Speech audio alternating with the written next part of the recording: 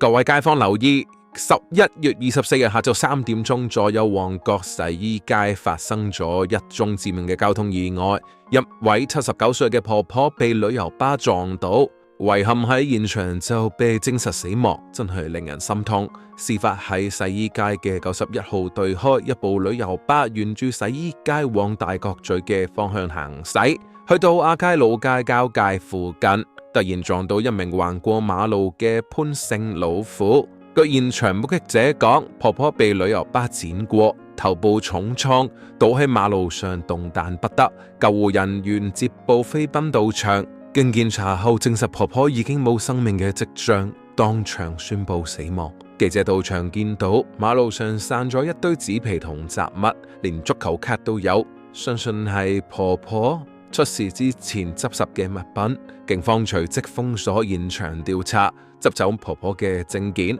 用白布同帳篷去將遺體去蓋鋪，避免引起途人嘅不安。至於59歲姓黃嘅旅遊巴司機，事後已經被警方拘捕，涉嫌危險駕駛致他人死亡，而家仲被拘留調查緊。意外之後，交通大受影響，亞皆老街往大角咀方向近洗衣街嘅部分行車線需要封閉，洗衣街由禮路臣街到亞皆老街呢段更加係全線封鎖，馬路上車龍排到好長，好多駕駛人士都要改道。而家西九龍總區交通部特別調查隊正全力跟進呢件事，警方都呼籲，如果有街坊目睹意外嘅發生，或者手上有行車記錄儀片段或者相關嘅資料，千祈唔記得致電36619062同調查人員聯絡，幫手還原事發嘅經過。旺角一向人多車多，無論係駕駛人士定係行人，